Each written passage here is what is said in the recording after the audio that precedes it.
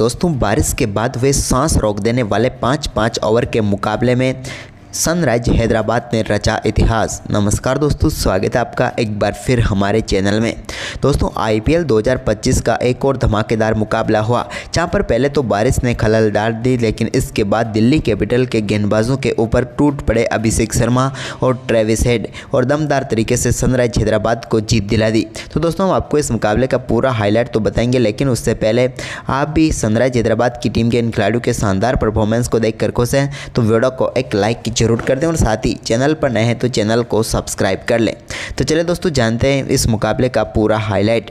तो हम बात करें टॉस की, तो आज सिक्का उछाला पैट कमिंस ने और गिरा भी उन्हीं के पक्ष में। टॉस जीतकर उन्होंने सबसे पहले गेंदबाजी का फैसला किया और बल्लेबाजी के लिए आमंत्रित किया दिल्ली कैपिटल की टीम को। और यहाँ पर यह फैसला कप्तान का बिल्कुल सही साबित हुआ, क्योंकि पैट कमिंस ने गेंदबाजी करते हुए पहली गेंद पर पेविलियन भेज दिया करुण नायर को। करुण नायर के बल्ले का बाहरी किनारा लेकर गेंद विकेट कीपर ईशान किशन के हाथों में गई और यहां पर करुण नायर आउट होकर पेविलियन लौट गए, एक गेंद पर 0 रन पर ही। इसके बाद तीसरे ओवर की दूसरी गेंद पर पैट कमिंस ने एक और करारा झटका दिया दिल्ली कैपिटल को। यहां पर फैफ डू प्लेसिस को चलता किया। फैफ के बल्ले का अंदरूनी किनारा लगकर गेंद सीधे ईशान किशन के हाथ में चली गई और एक और बड़ी सफलता यहां पर मिल गई। कप्तान पैट कमिंस ने अपने दूसरे ओवर में दूसरी सफलता दिला दी। हम बात करें यहां पर फैफ की, तो वो भी इस मुकाबले में 8 गेंदों पर सिर्फ 3 रन बनाकर पेविलियन लौटे। इसके बाद अभिषेक पोरेल आए, उन्होंने एक चौका जरूर लगाया, लेकिन 5वें ओवर की पहली गेंद पर पैट कमिंस ने उनको भी पेविलियन भेज दिया। वो फ्लिक शॉट खेलना चाहते थे, लेकिन बल्ले का ऊपरी किनारा लगा।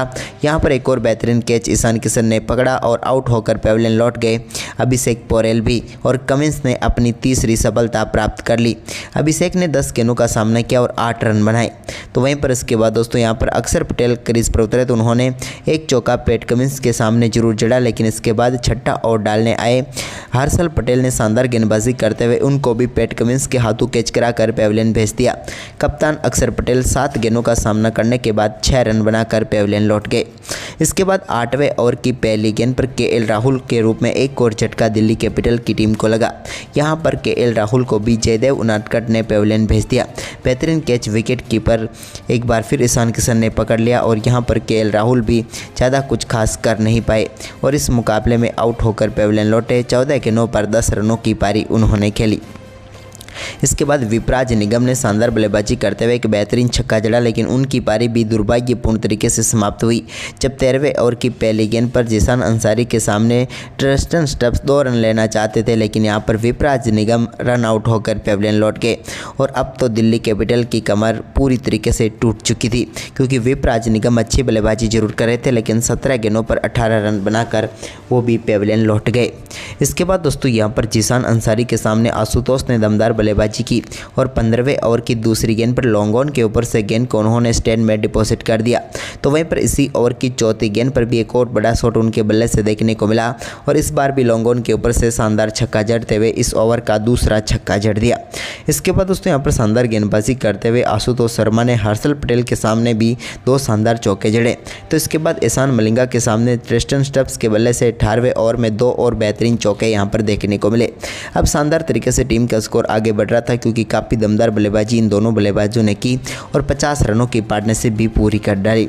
इसके बाद दोस्तों यहाँ पर 19वें ओवर की पहली गेंद पर आशुतोष शर्मा ने एक और बड़ा शॉट खेला और हर्षल पटेल की गेंद को स्टैंड में पहुंचाते हुए एक और दमदार छक्का यहाँ पर जड़ दिया। ये भी इनके बल्ले से कमाल ही छक्का निकला था।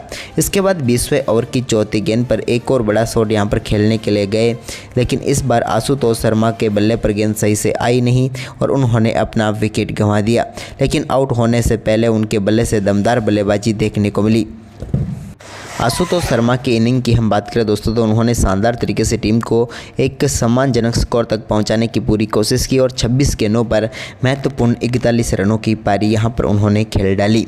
इसके बाद यहां पर 20वें ओवर की आखिरी गेंद का सामना ट्रिस्टन स्टब्स कर रहे थे और यहां पर उन्होंने शानदार बल्लेबाजी करते हुए ईशान मलिंगा की गेंद को चौके में तब्दील कर दिया और आखिरी गेंद पर चौके के चलते यहां पर दिल्ली कैपिटल की टीम 133 रनों तक पहुँच पाई 7 विकेट के नुकसान पर। स्टब्स ने 36 गेंदों पर 41 तो आशुतोष शर्मा ने 26 गेंदों पर 41 रन बनाकर टीम को महत्वपूर्ण स्कोर तक पहुंचाया।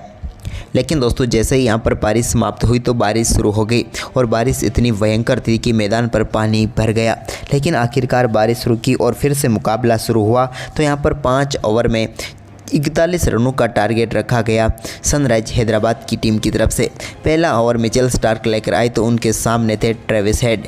ट्रेविस हेड ने यहां पर शानदार बल्लेबाजी करते हुए पहली गेंद पर बेहतरीन शॉट खेला और गेंद को एक्स्ट्रा कवर की तरफ चौके में तब्दील करते हुए दमदार शुरुआत कर दी। तो वहीं पर इसके बाद मिचेल स्टार्क के ओवर की दूसरी गेंद पर भी उनके बल्ले से एक और दमदार शॉट देखने को मिला और एक बार फिर से गेंद को चौके में तब्दील करते हुए बैक टू बैक 2 गेंदों पर 2 चौके जड़ दिए। तो वहीं पर इसके बाद दोस्तों यहाँ पर स्टार्क के ओवर की आखिरी गेंद पर भी उनके बल्ले से एक और शानदार शॉट देखने को मिला, जहां पर गेंद को एक बार फिर से चौके में तब्दील करते हुए इस ओवर में 3 चौकों सहित यहां पर उन्होंने 13 रन बटोर लिए। इसके बाद दोस्तों यहाँ पर दूसरे ओवर की पहली गेंद का सामना कर रहे ट्रेविस हेड ने एक और बड़ा शॉट खेला और गेंद को स्टैंड में पहुंचा दिया। तो वहीं पर इसके बाद दूसरे ओवर की आखिरी गेंद पर अभिषेक शर्मा ने शानदार बल्लेबाजी करते हुए नटराजन की एक और गेंद को स्टैंड में पहुंचाते हुए शानदार छक्का जड़ दिया।